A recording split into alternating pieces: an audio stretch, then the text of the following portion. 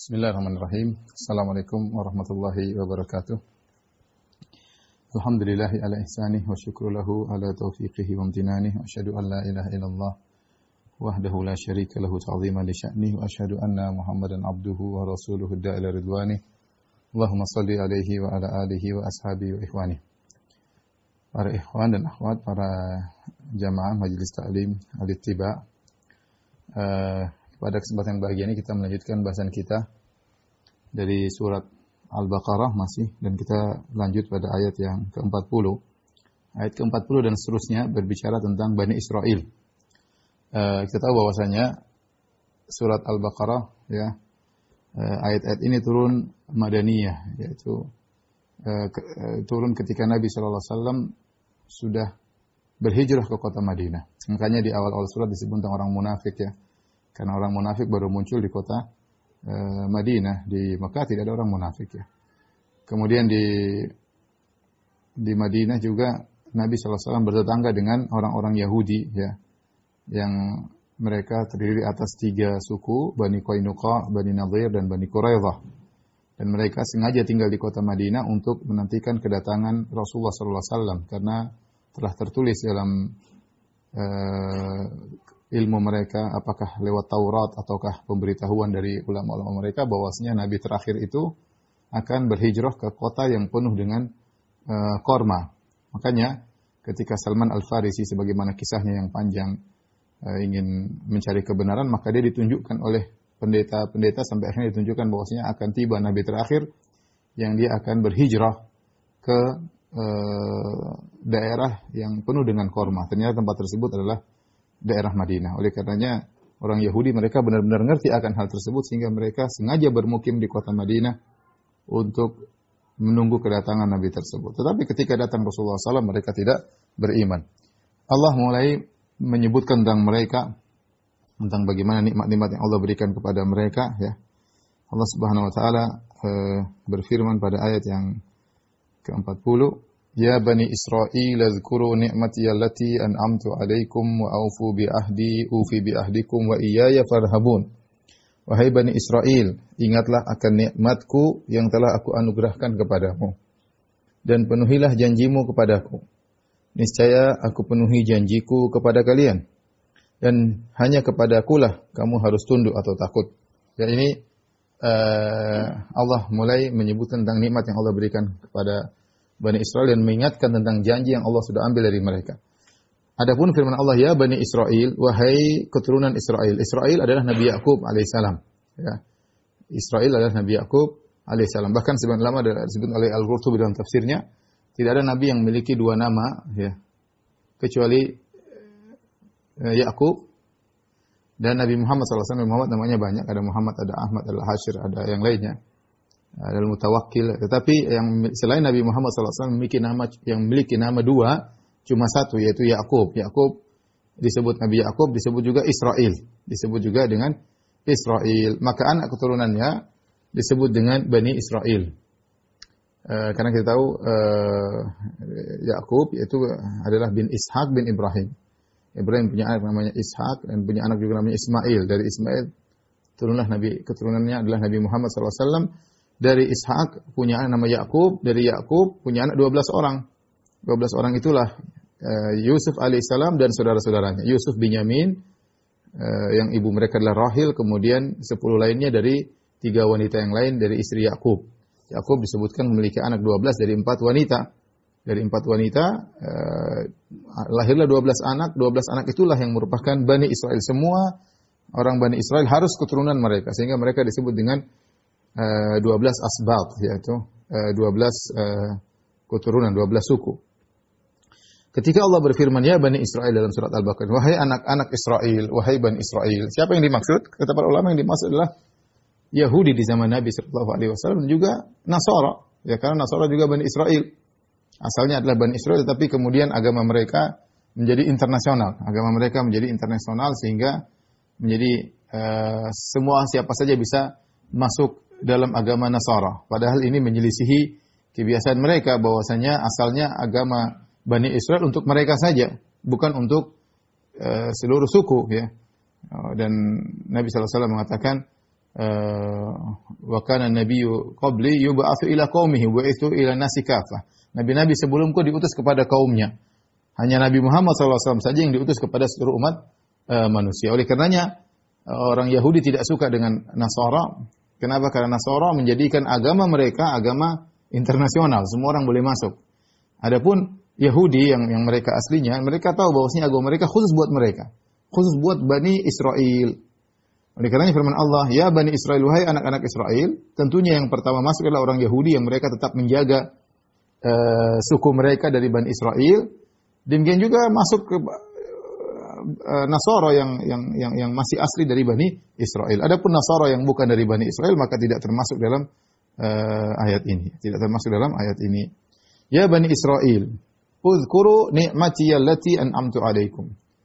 Ingatlah ya tentang nikmat-nikmat yang aku berikan kepada kalian. Nikmat sini mufrad, tetapi ketika diidhafahkan kepada dhamir mutakallim yaitu pembicara nikmatku, ya, maka ini meskipun dia tunggal tetapi memberikan faedah keumuman. Ini dibahas dalam usul fikih ya. Ya. Seperti firman Allah Subhanahu wa taala, wa in ta'uddu ni'matallahi, kalau kalian menghitung nikmat Allah, ya, maksudnya apa? Nikmat Allah. Meskipun disebut secara mufrad tapi dia plural. Ketika disebut kalau kalian menghitung nikmat Allah, kalau kita terjemahkan bahasa Indonesia artinya kalau kalian menghitung nikmat Allah la tuhsuha, kalian tidak akan bisa menghitung-hitungnya. Jadi uzkuru ni'mati allati an'amtu 'alaikum. Ingatlah nikmat-nikmat yang aku berikan kepada kalian, ya. Terlalu banyak ya. Nanti akan Allah perinci setelah ini bagaimana nikmat-nikmat yang Allah berikan kepada kalian, banyak sekali kepada Bani Israel. Ya. Kemudian kata Allah, wa aufu bi ahdi, ya. Penuhilah janjimu kepadaku, ufi bi ahdikum, maka aku akan penuhi janjiku kepada kalian. Wa iyaya farhabun, dan kepadakulah hendaknya kalian takut, ya. Apa janji yang Allah ingatkan kepada Bani Israel, ya? Janji yang Allah sudah ambil dari Bani Israel, ya.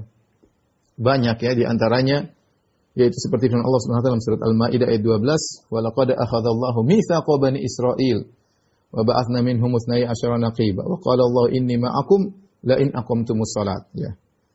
Sungguh Allah telah mengambil janji dari Bani Israel, ya. Dan Allah mengutus dari mereka ada 12 wakil. Kemudian kata Allah, "Wa qala Allah inni ma'akum." Ini janji Allah, aku akan bersama kalian. Syaratnya apa? La in aqamtumus shalata. Kalau kalian tegakkan salat. Wa ataitumuz zakata, dan kalian membayar zakat. Wa amantum bi rusuli, dan kalian beriman dengan rasul-rasulku, di antaranya Muhammad sallallahu alaihi wasallam. Wa azzartumuhum, dan kalian akan menolong rasul-rasul yang datang. Ya, wa aqratumullaha qardan hasanan, dan kalian juga memberi sedekah, itu pinjaman kepada Allah dengan pinjaman yang baik, maksudnya sedekah, ya. Jadi inilah di antara janji-janji yang Allah sudah ambil dari Bani Israel, maka Allah ingatkan. Sudah banyak nikmat yang aku berikan kepada kalian, dan penuhilah janji yang kalian telah janjikan kepadaku, ya. Tadi di antaranya memberikan salat, bayar zakat, ya. Di antaranya adalah beriman kepada Rasul-Rasul yang akan datang. Dan di antara Rasul tersebut adalah Nabi Muhammad sallallahu alaihi wasallam. Ya, atau janji mereka untuk menegakkan Taurat, ya. Kalau kalian berhukum dengan Taurat dengan benar, maka aku akan bersama kalian, aku akan menolong kalian.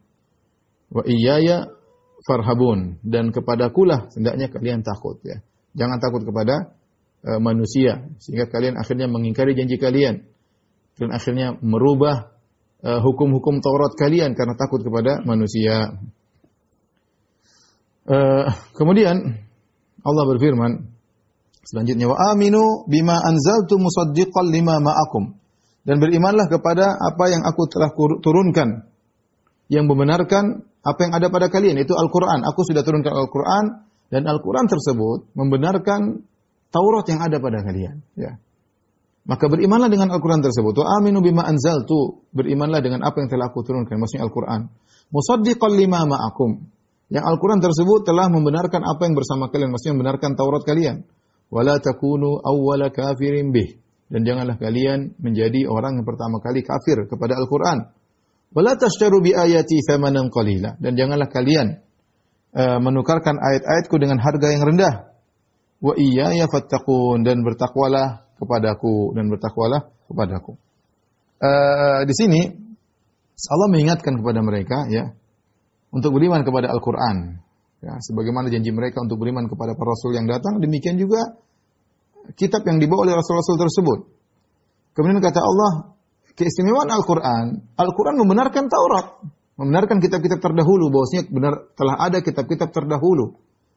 Artinya apa? Kalau kalian beriman dengan Al-Qur'an, semuanya kalian beruntung. Apa yang kalian jalani selama ini benar. Kenapa? Karena Al-Qur'an membenarkan apa yang kalian bawa. Ya. Tapi sekarang sudah datang Nabi baru, kalian harus beriman kepada Nabi selanjutnya. Ya. Sebagaimana telah berlaku sebelumnya, yaitu Nabi Musa alaihissalam diturunkan Taurat, kemudian antara Nabi Musa dengan Nabi Isa dan Nabi Muhammad banyak nabi. Ya. Banyak nabi yang kalian imani. Nah, datang Nabi yang baru, kalian imani. Datang Nabi yang baru, kalian imani. Dan selalu kalian beriman. Ketika datang Nabi Muhammad SAW, kenapa kalian tidak beriman? Padahal kalian telah mengetahui tentang Rasulullah SAW. Bahkan kalian sudah menanti-nanti kedatangannya. Bahkan Bani Israel sesumbar ketika berperang dengan kaum musyrikin dari suku Aus Khazraj sebelum mereka masuk Islam, sebelum mereka jadi kaum Ansar, dulu mereka sering disumbar. Kata orang-orang Yahudi, akan datang seorang Nabi yang kami akan bersama Nabi tersebut memerangi kalian. Ya. Sering mereka mengucapkan demikian. Ketika datang Nabi tersebut, falamma ja'ahum ma arafu kafaru bih. Tatkala datang yang sudah mereka tunggu-tunggu, yang mereka nanti-nanti, yang mereka kenali itu sudah benar nabinya, kafaru bih, mereka pun kafir kepada Nabi Muhammad SAW. Justru musuh mereka kaum suku Aus Khazraj akhirnya beriman menjadi kaum Ansar. Maka Allah mencela mereka, kata Allah, wala takunu awwala kafirin bih. Jangan kalian menjadi orang yang pertama kali kafir kepada Al-Qur'an atau dan kafir kepada Muhammad SAW. Aneh, harusnya kalian yang pertama kali beriman karena kalian yang pertama kali tahu tentang Nabi SAW. Ya. Mana suku Aus tahu, mana suku Khazraj tahu, maka mana kaum Muhajirin tahu, orang-orang Arab mana tahu tentang Muhammad SAW. Siapa yang lebih tahu tentang Muhammad, tentang Al-Quran? Yang lebih tahu tentang Muhammad adalah kalian Bani Israel. Bahkan Allah mengatakan, ya'rifunahu kama ya'rifuna abna'ahum. Mereka mengenal Muhammad seperti mengenal anak-anak mereka sendiri. Jadi kalian benar-benar di atas ilmu pengetahuan. Maka Allah cela, wala takunu awwala kafirin bi. Jangan kalian menjadi yang pertama kali kafir kepada Nabi tersebut. Bihi di sini ada yang menafsirkan bil Quran, jangan kalian menjadi yang pertama kafir kepada Al-Quran. Ada yang mengatakan bil Rasul, jangan kalian kafir kepada Muhammad, dan dua-duanya saling melazimi. Dia tafsirkan Al-Quran atau ditafsirkan Nabi Muhammad SAW saling melazimkan. Jadi ini celaan Allah kepada Bani Israel. Saya ulangi, harusnya kalian yang pertama kali beriman. Kalau kalian beriman kepada Nabi Muhammad SAW, kalian beruntung. Kenapa selama ini kalian beriman kepada Taurat? Dan Al-Quran membenarkan Taurat. Tetapi kenyataannya mereka tidak beriman kepada Nabi dan juga tidak beriman kepada Al-Quran. Makanya mereka disebut dengan ghairil maqdub, al-maqdub alaihim, yang dimurkai oleh Allah. Kenapa dikatakan al-maqdub alaihim? Karena mereka tahu dan mereka tidak mengamalkannya. Sehingga mereka dimurkai oleh Allah Subhanahu wa taala. Ya. Tidak lain mereka tidak beriman kepada Nabi kecuali karena Rasulullah SAW dari suku Arab. Dari suku Arab. Mereka maunya Nabi dari Bani Israel. Baik, kemudian Allah Subhanahu wa taala, "Wala tashtaru bi ayati tsamanan qalila." Janganlah kalian menukarkan atau menjual ayat-ayatku tsamanan qalila, dengan harga yang murah, sedikit. Di sini artinya maksudnya jangan kalian merubah-rubah Taurat sesuai dengan keinginan sebagian orang. Untuk mendapatkan ridho sebagian orang, kemudian kalian diberi dengan upah dunia. Ya. Di sini kata sebagian ulama, Allah menamakan dunia dengan qalil. Samanan qalila, dengan dunia. Maksudnya samanan qalil itu jangan kalian rubah ayat-ayatku, kalian jual, kalian rubah atau kalian tambah-tambah ayat palsu untuk ditukarkan dengan samanan qalila, dengan harga yang murah, maksudnya dengan dunia. Ini isyarat kepada kita atau peringatan kepada kita bahwasanya dunia semuanya adalah sedikit. Mau sebanyak apapun dunia adalah sedikit. Bagaimana tidak sedikit? Nabi SAW mengatakan, raka'atul fajri khairun minad dunya wa ma fiha. 2 rakaat sebelum subuh lebih baik pada dunia dan seisinya. Ya. Ya. Rasulullah mengatakan, maukah aku tunjukkan kepada kalian sesuatu yang lebih baik daripada mimma talat alaihi syams. Perkara yang lebih baik daripada dunia yang matahari terbit di atasnya. Itu subhanallah. Alhamdulillah wa la ilaha illallah akbar. Ya. Ya, dunia ini mau sebanyak apapun dia nilainya sedikit dibandingkan dengan apa yang Allah siapkan di surga. Maka Allah mengatakan jangan kalian menjual ayat-ayatku dengan harga yang murah, yaitu dengan dunia. Wa iyaya fattakun, takutlah kepadaku. Jangan takut kepada manusia. Jangan takut dengan omongan manusia, jangan terbawa dengan audiens, jangan. Jangan mengikuti selera masyarakat. Ya.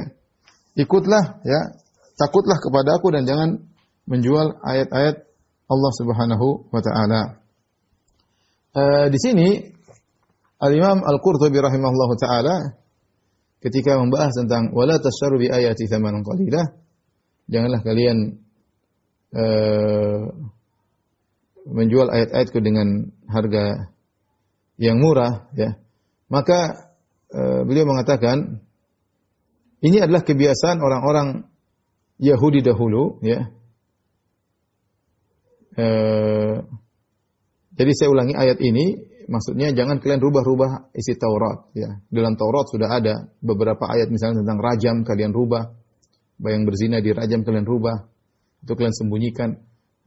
Dalam Taurat ada ayat-ayat yang menunjukkan tentang adanya Nabi Muhammad SAW, tapi kalian sembunyikan atau kalian rubah atau kalian buang hanya untuk mencari dunia. Tetapi Al-Qurtubi rahimahullah menyebutkan beberapa sifat orang-orang pendeta-pendeta Bani Israel, ya. Di antaranya mereka kerjaannya adalah mengajarkan Taurat, ya, dengan bayaran. Mereka tidak mau mengajar Taurat kecuali dibayar. Ini di antara tafsiran ayat ini, ya. Di antaranya mereka tidak mau mengajar kecuali dengan dibayar. Sehingga akhirnya para ulama khilaf, ya, tentang permasalahan, ya, apakah boleh enggak seorang mengajarkan Al-Qur'an kepada orang lain kemudian dengan ujrah, dengan upah, ya. Karena Allah mencela Bani Israel, pendeta-pendeta mereka demikian. Rahib-rahib mereka dahulu mengajarkan Taurat dengan mempersyaratkan upah. Maka Allah tegur, di antara tegurannya wala tasyaru bi ayati tsamanan qalila. Jangan kalian jual ayat kami dengan harga yang murah. Maka sebagian ulama melarang, ya, seperti pendapat Az-Zuhri. Az-Zuhri dan Ashabur Ra'yi itu dari sebagian ulama Hanafiyah, ya. Mereka melarang bahwasanya tidak boleh seorang mengajarkan Al-Qur'an dengan mengambil upah, ya. Mereka berdalil dengan ayat ini, wala tasyaru bi ayati tsamanan qalila. Dan ini kebiasaan orang-orang pendeta-pendeta rahib-rahib Yahudi, ya. Ini pendapat sebagian ulama Zuhri dan juga sebagian Ashabur Ra'yi.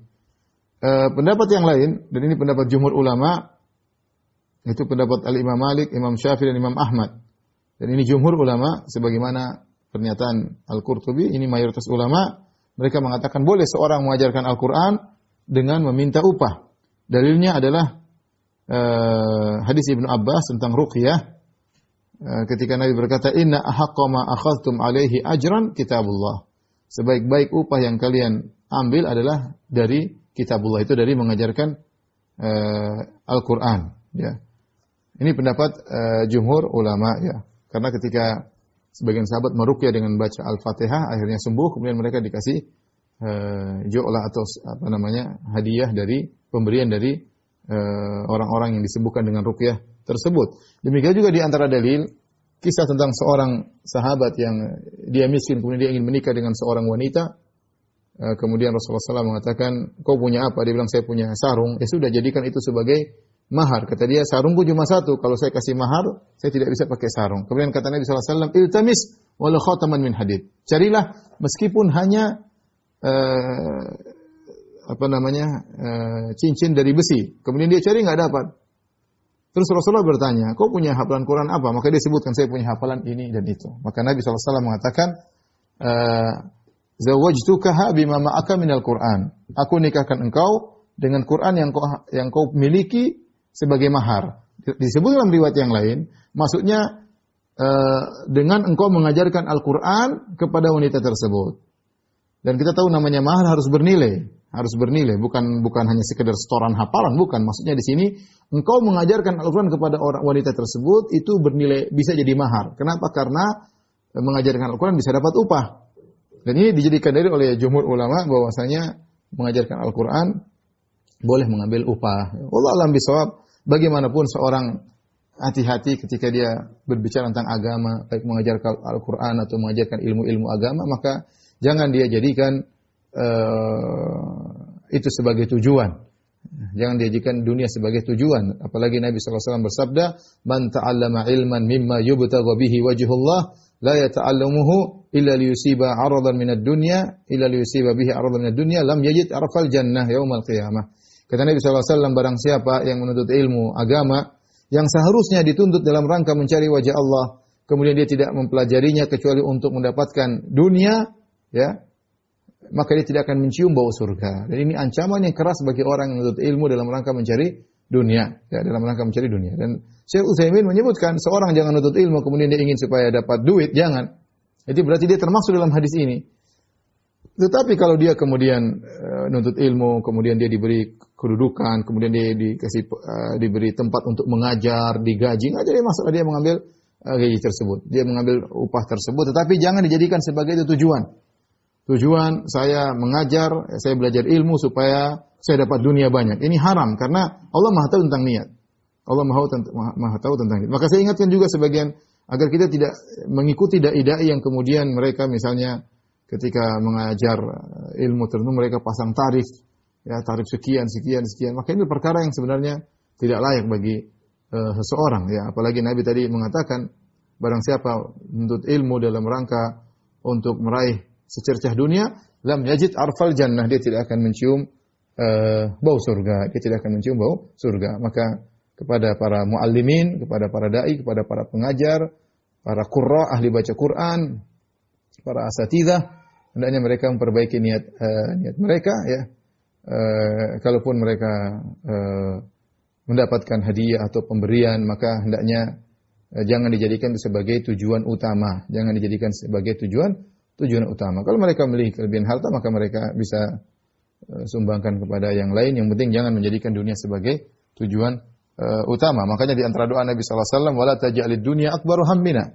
Ya Allah, jangan kau jadikan dunia sebagai tujuan kami yang terbesar. Kemudian kata Allah Subhanahu wa taala, jadi wa iyaya fattaqun, takutlah kepadaku, jangan kau jual ayat-ayatku dengan harga yang murah, yaitu jangan kau sembunyikan ayat-ayat dalam Taurat yang menyelisih hawa nafsumu atau karena keinginan sebagian orang. Sebagaimana dalam hadis yang masyhur ketika ada seorang, kalau orang-orang Bani Israel, Yahudi, di antara mereka orang-orang kaya berzina, maka tidak ditegakkan hukum rajam, cuma dicambuk. Tapi kalau orang-orang miskin berzina, maka ditegakkan hukum rajam. Akhirnya demi kemaslahatan manusia, maka mereka kumpulkan agar menyenangkan orang-orang kaya dan orang-orang miskin, maka mereka akhirnya merubah isi Taurat. Mereka sepakat bagaimana kalau hukum rajam ini supaya enak kita semua, ya, kita rubah. Ya, harusnya dirajam kalau sudah nikah kemudian berzina, dirajam sebagaimana dalam Islam, tapi mereka rubah supaya menyenangkan hati mereka. Mereka rubah yang harusnya dirajam dirubah menjadi cukup dicambuk. Kemudian pelaku zinanya dikasih arang hitam di wajahnya, kemudian diarak di atas himar berputar-putar di kampung mereka. Ini namanya merubah. Kenapa? Takut kepada manusia. Hanya ingin mendapatkan keridhaan manusia. Yang lakukan ini siapa? Pendeta-pendeta mereka. Ya, pendeta-pendeta mereka melakukan ini untuk apa? Untuk meraih dunia. Jadi kemudian mereka sembunyikan ayat-ayat Allah untuk meraih dunia. Kemudian Allah Subhanahu wa taala lanjutkan mengingatkan mereka. Wala talbisul haqqa bil batil wa taktumunal haqqa wa antum ta'lamun. Ya. Janganlah kalian campur adukan yang hak dengan yang batil. Dan janganlah kalian sembunyikan yang hak sementara kalian mengetahui. Ini larangan mencampur adukan antara hak dan batil. Hak harus hak, ya. Tidak ada dicampur adukan dengan kebatilan, ya. Oleh karenanya Allah Subhanahu wa taala ketika menyebutkan tentang hak dan batil, ya, maka Allah pisahkan hak sendiri, batil sendiri, tidak boleh dicampur adukan. Seperti firman Allah Subhanahu wa taala, "Dzalika bi anna Allah huwal haq wa anna ma yad'una min dunihi huwal batil." Kata Allah, hal itu karena Allah adalah al-haq.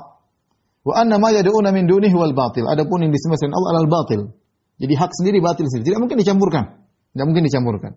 Seperti juga firman Allah Subhanahu wa taala, "Wa inna aw iyyakum la 'ala hudan aw fi dhalalim mubin." Sungguhnya kami atau kalian la 'ala hudan, di atas petunjuk, aw fi dhalalim mubin, atau di atas kesesatan yang nyata. Jadi cuma dua kemungkinan, di atas kebenaran atau kesesatan yang nyata, tidak digabung-gabungkan. Ya. Kemudian juga firman Allah Subhanahu wa taala, "Famadza ba'dal haqqi illa dhalal." Apalagi setelah kebenaran pasti kebatilan. Tidak ada yang tengah-tengah. Campur baur antara kebatilan dengan al-haq, enggak ada. Ya. Oleh karenanya ketika Allah Rasulullah SAW berbicara tentang Al-Quran, kata Rasulullah SAW, Al-Quran hujjatul lak au alaik. Al-Quran itu membelamu atau akan menyerangmu. Ketika seorang mencampurkan kebatilan dengan kebenaran, ini jadi masalah, ini dilarang. Kalau ketika dicampur kebatilan dengan kebenaran, dan kebatilan dengan kesesatan, maka otomatis ada kebenaran yang tersembunyikan. Makanya Allah mengatakan wala talbisul haqqo bil batili wa taktumul haqqo. Jangan campurkan kebenaran dengan kebatilan, dan kalian menyembunyikan kebenaran, ya, karena konsekuensi dari mencampur adukan antara kebenaran dengan kebatilan pasti ada kebenaran yang ada hak yang tersembunyikan. Yang sebagian hak yang tersembunyikan tersebut diganti dengan kebatilan. Maka di merger, digabungkan antara kebenaran dengan kebatilan. Allah larang. Hak-hak, batil-batil. Maka jangan dicampur adukan. Ini para ulama khilaf. Apa maksudnya ini? Apa maksudnya? Apa yang telah dilakukan oleh Bani Israel sehingga Allah menegur mereka? Ada yang mengatakan, yaitu kalian jangan mencampur adukan Taurat yang batil dengan Taurat yang hak dengan kebatilan. Itu kalian merubah-rubah ayat dalam Taurat. Ya, kalian merubah ayat dalam Taurat. Seperti tadi, mereka rubah ayat tentang rajam, mereka rubah hukumnya dan mereka mengatakan ini dari Taurat, ya. Kata Allah Subhanahu wa taala, "Fawailul lil ladzina yaktubuna al-kitaba bi aydihim, thumma yaquluna hadza min indillah, liyashtaru bihi thamanan qalila." Sungguh celaka orang-orang yang menulis dengan tangan-tangan mereka, mereka ngarang ayat-ayat, kemudian mereka berkata, ini adalah dari sisi Allah, liyashtaru bihi thamanan qalila, untuk mendapatkan dunia yang sedikit. Jadi mereka ngarang, ini ayat, ada ayat, tidak ada rajam. Padahal dalam Taurat isinya rajam. Ini namanya mencampur adukan antara kebatilan dengan kebenaran. Contoh, mereka mencampurkan antara kebatilan dengan al-haq. Di antaranya mereka mengatakan benar Muhammad adalah Nabi. Kami beriman Muhammad adalah Nabi. Tapi Muhammad diutus bukan untuk kami. Nabinya harus Nabi Bani Israel. Muhammad Arab. Maka Arabi ini, Muhammad orang Arab ini, sukunya Arab, diutus kepada suku yang lain. Ini contoh di mana mereka mencampur adukan antara kebatilan dengan al-haq, dengan mengaku-ngaku bahwasanya Muhammad memang benar nabi tapi tidak diutus bagi kami. Ya. Atau mereka mengatakan mereka beriman akan datang nabi terakhir, tapi nama Muhammad mereka coret. Akan datang nabi terakhir, tapi bukan Muhammad. Muhammad. Ini di antara bentuk mencampur adukan antara kebenaran dengan kebatilan. Ini sangat berbahaya para jamaah Majelis Ta'lim Al-Ittiba. Karena kalau kebatilan muncul sebagai kebatilan, banyak orang tidak ikut. Tapi ketika dipoles dengan sedikit kebenaran, maka banyak yang ikut. Banyak yang ikut ini. Betapa banyak bid'ah dipoles dengan sedikit sunnah, maka jadi laris. Bid'ah dipoles dengan sedikit sunnah, maka jadi laris. Musik-musik yang haram dipoles dengan kasidahan menyebut nama-nama Allah jadi laris. Ya, kalau mungkin musik murni orang mungkin tidak ikut, tapi ketika dipoles dengan sedikit kebenaran seakan-akan jadi benar. Dan sifat manusia ketika ada tercampur kebatilan dengan kebenaran, yang mereka lihat kebenaran yang ada di situ, sehingga menjadikan sebagian mereka tutup mata dengan kebatilan yang ada. Dan ini berbahayanya orang mencampur adukan antara kebatilan dengan kebenaran. Makanya Allah larang dengan larangan khusus. Kalau hak-hak, batil-batil, jangan dicampur adukan. Jangan dicampur adukan. Ya. Kata Allah, wa taktumul haqqa wa antum ta'lamun. Kalian sengaja menyembunyikan kebenaran sementara kalian mengetahui hal tersebut. Ya. Kalian tahu itu kebenaran. Kalian tahu Muhammad itulah nabi terakhir untuk kalian. Untuk seluruh umat manusia kalian sembunyikan. Kalian sudah nungguin nabi tersebut. Ketika datang kalian tidak beriman. Ya. Kalian tidak beriman. Kemudian kata Allah Subhanahu wa taala, wa aqimus salata wa atuz zakata warka'u ma'ar raki'in. Dirikanlah salat, tunaikan zakat dan rukuklah bersama orang-orang yang rukuk. Ini dalil bahwasanya mereka Bani Israel ya juga diperintahkan dengan ini, dengan salat. Jadi Bani Israel juga wa aqimus salat. Ini ayat tentang Bani Israel. Saya ulang, ini ayat tentang Bani Israel. Wa aqimus salata wa atuz zakata. Dirikanlah salat, bayar zakat, warka'u, dan rukuklah bersama orang yang rukuk. Jadi mereka juga salat, mereka juga bayar zakat. Adapun salat mereka bagaimana, wallahu a'lam bishawab, tapi yang jelas mereka ada rukuknya. Yang jelas ada rukuknya. Zakatnya bagaimana, wallahu a'lam bishawab, mereka juga bayar zakat. Oleh karenanya Nabi SAW ketika melewati kuburan Nabi Musa alaihissalam, Nabi melihat Nabi Musa alaihissalam dalam kuburan qama yusalli, sedang salat. sedang salat. Yaitu Nabi Musa merasakan kenikmatan dengan beribadah kepada Allah bahkan dalam alam barzakh. Dan Nabi Isa alaihissalam ketika dia berbicara pertama kali di hadapan Bani Israel, dia berkata, Inni Abdullah atani Allahul kitaba wa ja'alani nabiyya wa ja'alani mubarakan aina ma kuntu wa awsani bis salati waz zakati ma dumtu hayya.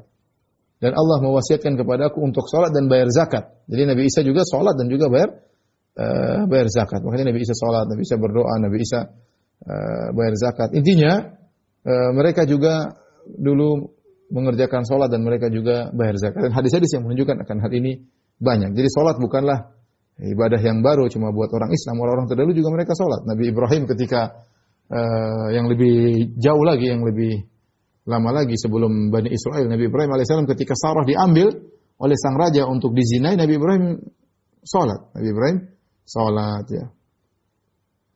Warka'u ma'ar raki'in, dan rukuklah bersama orang-orang yang rukuk, ya. Taib. Kemudian setelah itu Allah berfirman, Ata'muruna an-nasa bil birri wa tansawna anfusakum wa antum tatluna al-kitab afala ta'qilun.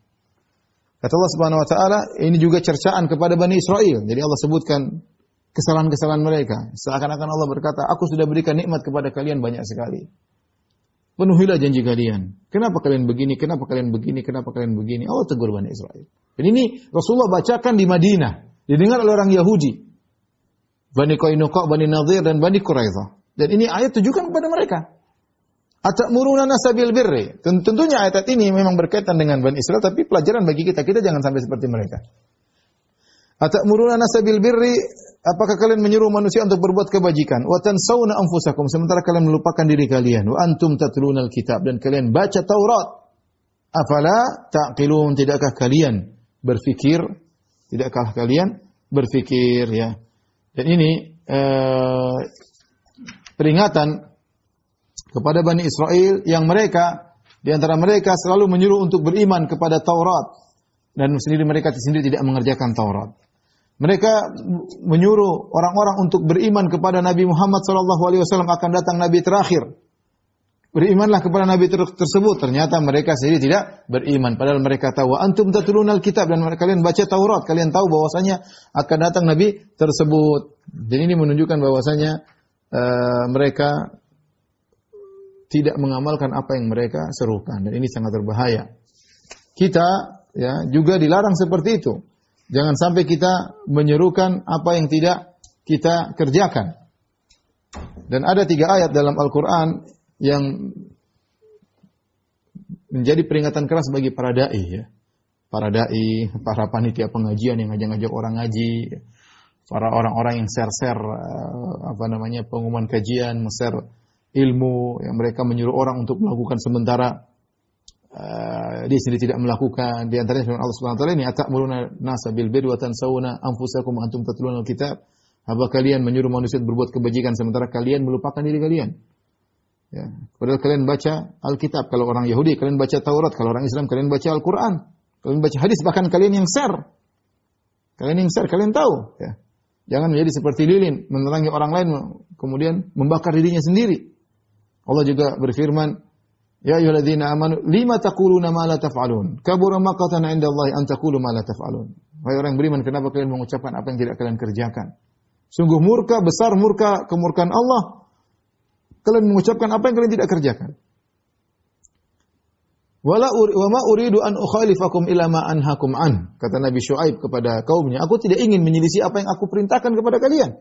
Ini 3 ayat, ya, dalam Al-Qur'an yang mengingatkan kita. Dan kita, alhamdulillah, kita senang berbuat kebajikan, kita senang men-share kebajikan, kita senang bikin kelompok-kelompok majelis taklim. Ini nikmat, ya.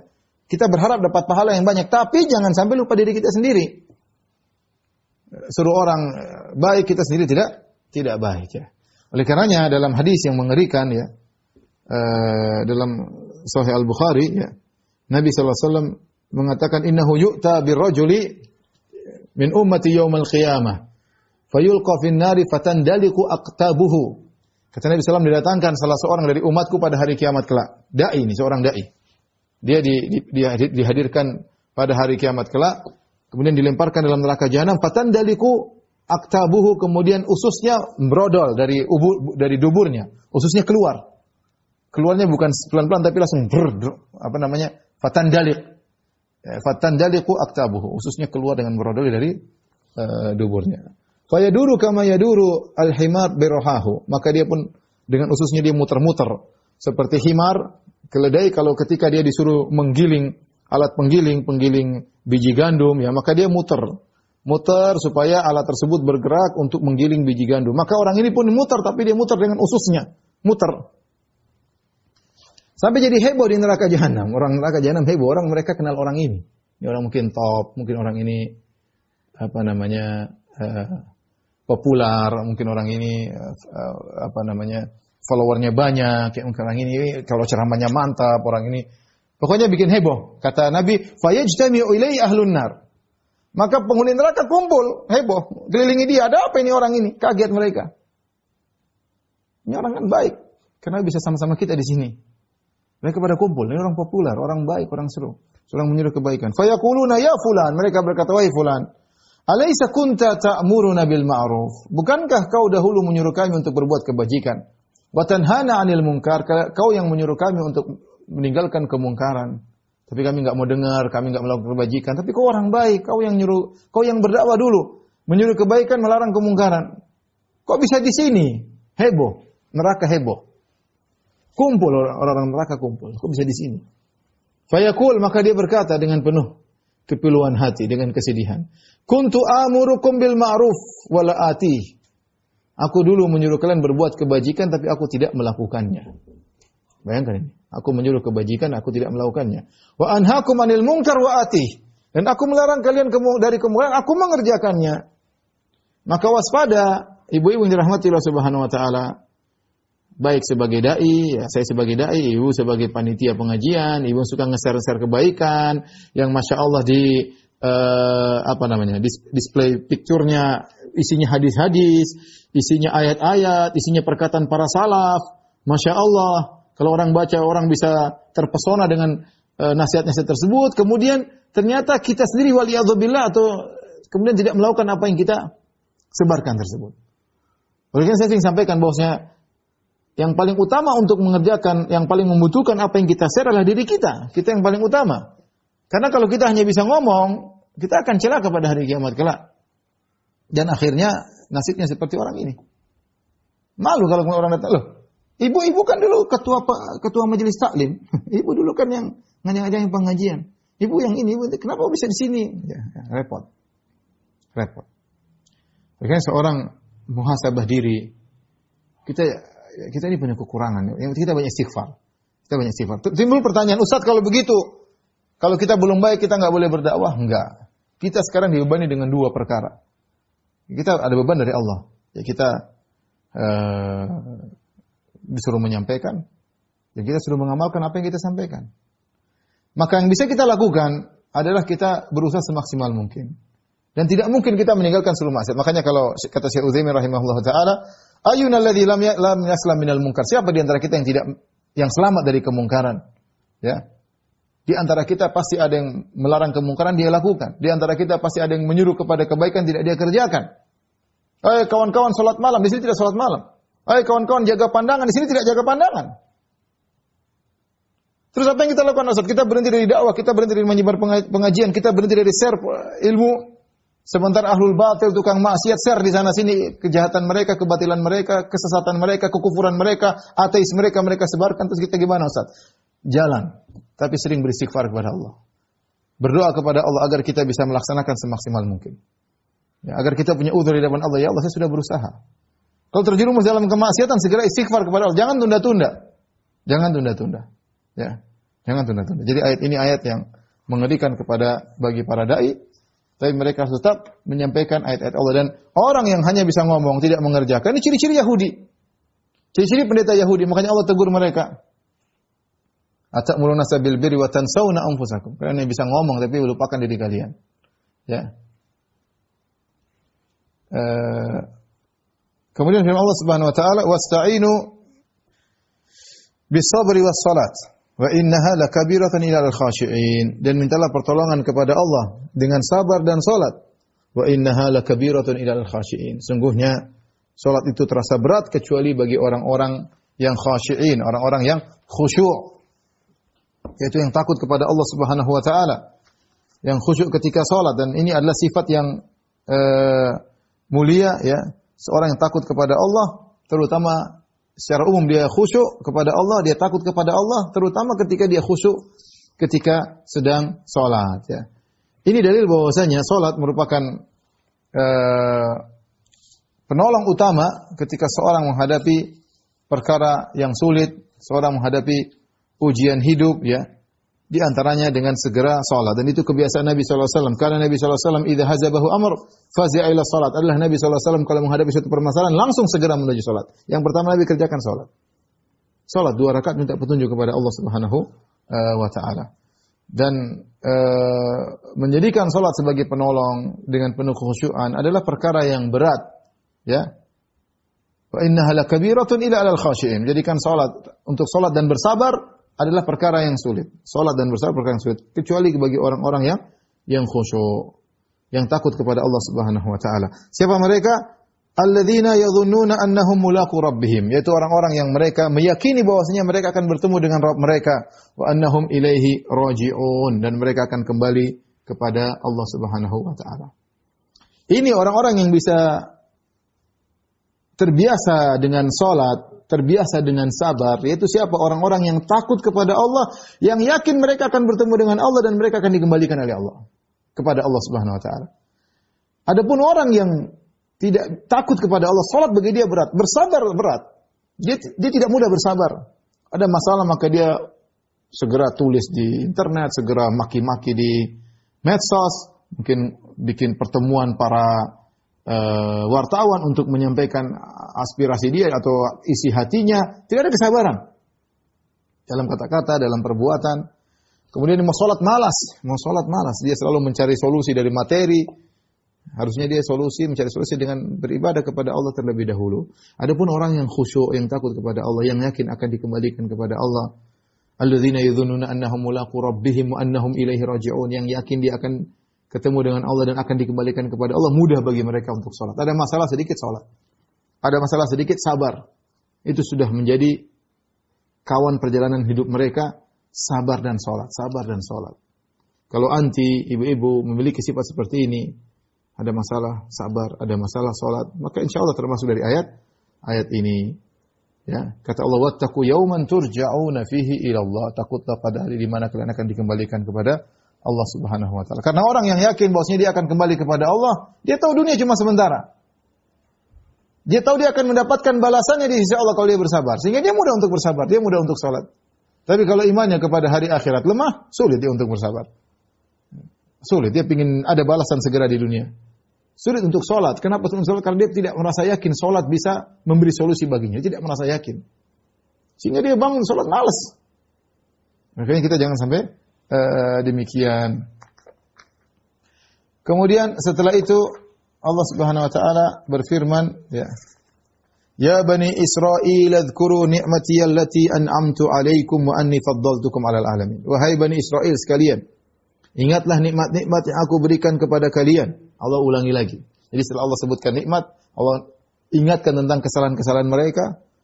Ya, ini adalah sesuatu yang aneh. Kalian diberi nikmat harusnya bersyukur, maka kalian begini, mencampurkan hak dengan batil, menjual ayat-ayat dengan harga yang murah, ya.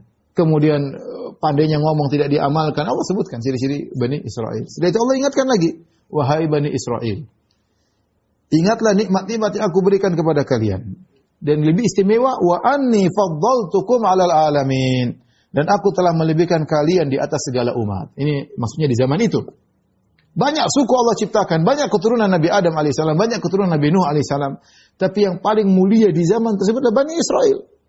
Saking mulianya mereka, Allah kirim banyak nabi untuk membimbing mereka. Tapi mereka menjadi bangsa yang paling biadab sekarang. Subhanallah. Dahulu menjadi bangsa yang paling utama, paling top, yang Allah pilih di antara yang lainnya. Sekarang menjadi bangsa yang paling biadab gara-gara hasad kepada Nabi Muhammad SAW berasal dari Arab. Ya. Maka Allah ingatkan, wattaqu yauman la tajzi nafsun an nafsin syai'a. Wahai Bani Israel, takutlah kalian kepada satu hari di mana satu jiwa tidak akan membela jiwa yang lain. Hari tersebut tidak ada jiwa bisa membela jiwa yang lain. Tidak bisa seorang membela yang lainnya. Masing-masing bertanggung jawab dengan amalnya. Wala yuqbalu minha syafa'ah, di mana tidak bisa diterima syafaat. Bagi orang yang kafir tidak bisa menerima syafaat. Fama tanfa'uhum syafa'atu syafi'in, kata Allah, orang-orang kafir tidak bermanfaat baginya syafaat para pemberi syafaat. Kalau beriman bisa. Kalau beriman bisa. Wala yu'khadhu minha adlun, dan tidak bisa diambil ya tebusan darinya, ya. Innal ladzina kafaru la anna lahum ma fil ardi jami'an wa mithluhu ma'ahu liyaftadu bihi min adzabi yaumil qiyamati ma tuqbila minhum. Kata Allah, sesungguhnya orang kafir kalau mereka punya emas sebesar bumi ini bahkan 2 kali lipat untuk menebus mereka dari mereka punya dan mereka ingin nebus mereka agar keluar dari neraka jahanam, ma tuqbila minhum, tidak akan diterima. Tidak ada yang bisa menyelamatkan kalau masuk neraka jahanam. Kafir kekal, tidak ada yang bisa selamatkan. Syafaat tidak bermanfaat. Kemudian fida, yaitu tebusan juga tidak bermanfaat. Kemudian kata Allah, walahum yansarun, dan mereka tidak akan ditolong. Inilah 3 perkara yang mungkin menyelamatkan orang dari azab pada hari kiamat, namun tidak ada. Makanya Allah mengatakan kepada orang kafir, malakum la tanasarun. Kenapa kalian tidak saling menolong? Enggak bisa. Mereka jangankan nolong orang, nolong diri mereka sendiri tidak bisa. Ini 3 hilang semua bagi orang kafir di akhirat. Ya. Mereka tidak akan ditolong, tidak ada yang bisa menolong. Tidak bisa saling menolong di antara mereka dan tidak ada yang bisa menolong mereka. Walahum yansarun. Kemudian tidak bisa menerima syafaat karena mereka kafir. Seandainya mereka beriman, mereka bisa terima syafaat. Kemudian la yu'khadh minha adlun, tidak bisa menerima tebusan, sama saja. Ya. Namanya orang diazab mungkin bisa keluar dengan dikasih tebusan, atau dikeluar karena dapat syafaat, atau keluar karena ditolong. Ini 3-tiganya hilang bagi orang yang kafir pada hari kiamat kelak, di antaranya Bani Israel. Allah ingatkan mereka agar mereka takut dengan hari tersebut. Karena kalau mereka begini terus kondisinya, tidak beriman kepada Nabi Muhammad SAW, tidak beriman kepada Al-Quran, maka mereka tidak akan ditolong oleh siapapun. Setelah itu, Ibn Rahmatillah Subhanahu Wa Taala, Allah kemudian menyebutkan tentang nikmat-nikmat yang Allah berikan kepada mereka. Ya. Kita bacakan, masih ada waktu, ya. Wa idz najaynakum min ali fir'auna yasumunakum su'al adzab. Kata Allah, tatkala kami selamatkan kalian dari Firaun dan pengikut-pengikutnya, ya. Yasumunakum su'al adzab, mereka menimpakan kepada kalian siksaan yang seberat-beratnya, yaitu merasakan kalian su'al adzab. Azab yang pedih, mereka disiksa, mereka dijadikan budak, ya. Ini terjadi kapan? Sejak Nabi Yusuf alaihissalam meninggal dunia. Ya, sebagaimana kita tahu sejarah Bani Israel, Nabi Yusuf, kisahnya Nabi Yusuf kemudian pergi ke Mesir, kemudian menjadi bendaharawan Mesir. Setelah itu kemudian dia panggil saudara-saudaranya Bani Israel semuanya ke Mesir. Dipanggillah bapaknya Yakub alaihissalam, dipanggillah ibunya Rahil, kemudian dipanggillah 11 saudaranya Binyamin dan yang lainnya. Kemudian mungkin keluarganya, tante-tantenya, bibinya, mungkin semuanya pindah ke Mesir. Setelah pindah ke Mesir, mereka diberi tempat khusus Bani Israel oleh penduduk Mesir. Penduduk Mesir. Disebutkan penduduk Mesir di zaman Nabi Yusuf dari suku Heksos, sebagaimana pendapat Tahir bin Asyur, dari suku Heksos. Kemudian setelah itu suku Heksos ini, Nabi Yusuf alaihissalam meninggal dunia, suku Heksos dikalahkan oleh suku Akbat. Suku Akbat sukunya Fir'aun. Ketika datang suku baru, suku Akbat sukunya Fir'aun, ya, maka mereka pun akhirnya berbuat zalim kepada Bani Israel. Ada yang mengatakan sukunya dari awal memang suku Akbat, tidak ada suku Heksos, tapi ini khilaf di kalangan para ulama. Artinya mereka setelah Nabi Yusuf meninggal dunia, mereka sudah tidak pandang lagi Bani Israel. Mulailah mereka disiksa, diperbudak, dijadikan pekerja dan yang lainnya. Mereka disiksa. Sampai akhirnya muncullah Fir'aun yang jahat, yang bengis. Kemudian dikatakan oleh para dukunnya, maka akan datang seorang anak lahir dari Bani Israel yang akan menggulingkan tahtamu, yang akan merebut singgasanamu. Dia akan lahir pada tahun sekian. Pada tahun sekian, ya. Maka akhirnya mulailah Fir'aun membunuh anak-anak yang lahir pada tahun tersebut, ya. Kata Allah Subhanahu wa taala, "Yudzabbihuna abna'akum." Mereka Fir'aun dan bala tentaranya atau pengikutnya menyembelih putra-putra kalian. Wa yastahyuna nisa'akum. Adapun wanita-wanita dibiarkan hidup. Wa fi dzalikum bala'un min rabbikum 'azim. Yang demikian tersebut ada cobaan-cobaan yang besar dari Tuhanmu. Allah sebutkan ini dulu cobaan, tapi Allah tolong mereka. Allah ingin menyebutkan nikmat yang Allah berikan kepada kalian wahai Bani Israil. Kalian dulu tersiksa. Kalian dulu terhina di Mesir. Kalian disiksa, dibunuh, dijadikan budak. Ya. Sampai Fir'auna dzil autad. Di antara tafsiran firman Allah, wa Fir'auna dzil autad. Fir'aun yang memiliki tali, di antaranya Fir'aun kalau menyiksa orang, dia taruh tali di seluruh di tangan kanan, tangan kiri, kaki kanan, kaki kiri, kemudian ditarik agar orang tersebut lepas, ditarik, disiksa oleh Fir'aun dan dinonton oleh Fir'aun dan bala tentaranya. Suka menyiksa. Yasumunakum su'al adzab. Membuat kalian merasakan siksa yang pedih. Di antara siksaan tersebut, selain kalian disiksa, selain kalian diperbudak, anak kalian disembelih. Yang laki-laki disembelih, yang perempuan tidak disembelih. Ini adalah kehinaan. Bagaimana kalau laki-laki disembelih, tinggal perempuannya jadi budak, disuruh melayani suku Akbat. Kalau dibunuh semuanya laki-laki perempuan selesai. Tapi tidak, yang laki-laki dibunuh agar tidak bisa melawan, perempuannya disiksa, dijadikan budak kemudian untuk melayani suku Akbat. Allah sebutkan tentang apa yang kalian rasakan dahulu, wa fi dzalikum bala'un min rabbikum 'azim. Sungguh ada ujian yang berat bagi kalian, tapi Allah selamatkan kalian dari siksaan ratusan tahun yang kalian rasakan. Kalau Allah sebutkan lagi, wa idh faraqna bikumul bahra fa anjaynakum wa aghraqna ala fir'auna wa antum tanzurun. Tatkala kami belah laut, Allah ceritakan bagaimana Allah selamatkan mereka, Bani Israil. Tatkala kami belah laut, fa anjaynakum, laut terbelah, kemudian sebagaimana sering kita sampaikan dalam kisah Nabi Musa alaihissalam, maka lautan tersebut mengalir ke atas, dan ini mukjizat yang luar biasa. Ya. Kemudian tiba-tiba mengalir ke atas, kemudian yabasan, tiba-tiba tanahnya menjadi kering. Ini laut sudah entah berapa ribu tahun atau berapa juta tahun laut tersebut tiba-tiba begitu dibuka langsung kering seketika itu. Ini mukjizat dari Allah Subhanahu wa taala. Kenapa kering? Agar Bani Israil bisa lewat. Lautnya terbuka kemudian tanahnya kering seketika itu. La takhafu darakan wa la takhsha. Tidak perlu takut tenggelam, tidak perlu takut tersusul. Karena kalau tanahnya gembur, lembek, maka mereka berjalannya susah. Sementara suku Akbat, Fir'aun dan bala tentaranya sudah menyusul.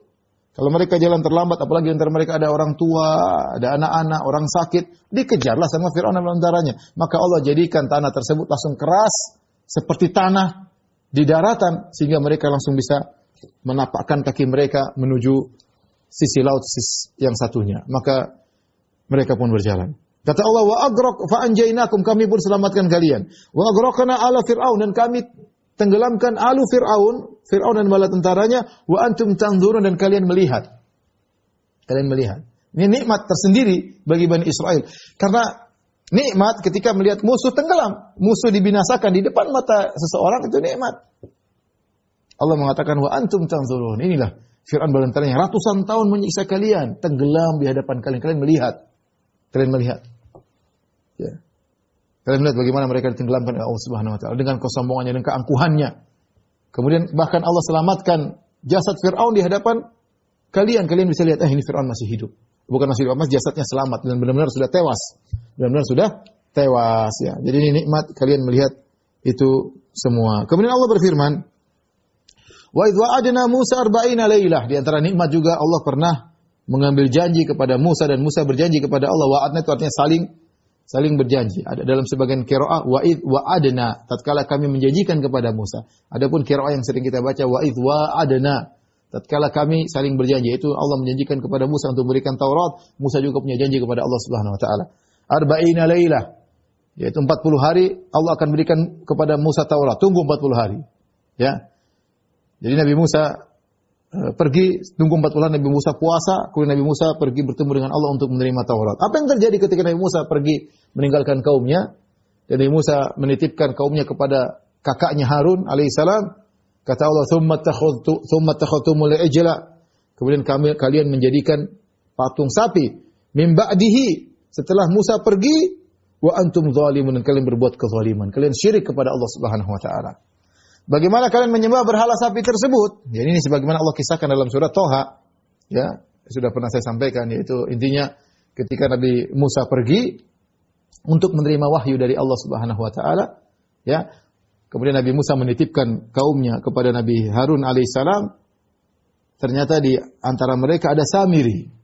Samiri ini siapa sudah pernah saya jelaskan dalam tafsir surat Thaha. Saya tidak ingin ulangi lagi. Tapi saya ingin sampaikan.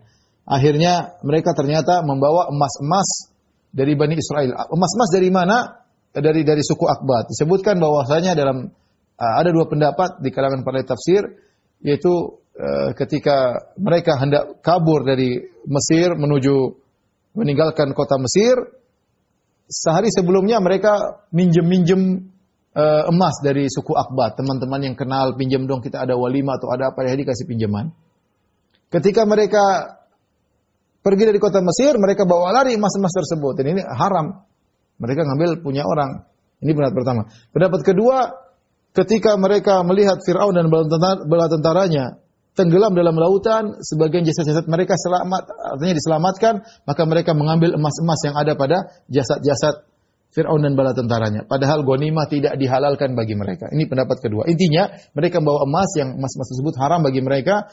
Akhirnya, kata Nabi Harun, kumpulkan itu emas-emas semuanya, dibuang dalam suatu kubangan, kemudian dinyalakan api. Akhirnya datanglah Samiri, dia membentuk emas tersebut menjadi seperti sapi, kemudian dia lemparkan semacam pasir. Ya, ini dalam surat Thaha intinya. Akhirnya sapi tersebut bisa mengeluarkan suara. Akhirnya mereka menyembah sapi tersebut. Ini yang Allah sebutkan. Ya. Tsumma takhaltumul ijla min ba'dihi wa antum zalimun. Kemudian kalian menjadikan sapi yang kalian sembah setelah perginya Nabi Musa dan kalian berbuat zalim. Tsumma afauna ankum min ba'di dzalika la'allakum tashkurun. Kemudian kami maafkan kalian setelah itu agar kalian bersyukur. Allah suruh mereka bersyukur. Sudah berbuat dosa, kemudian berbuat kesalahan, Allah ampuni. Dan mereka disuruh bersyukur oleh Allah Subhanahu wa ta'ala. Allah ta'ala besok sampai sini saya kajian kita. InsyaAllah kita lanjut 2 pekan lagi. Subhanakallah bihamdik. Asyhadu an la ilaha illa anta astaghfiruka wa atubu ilaik. Assalamualaikum warahmatullahi wabarakatuh.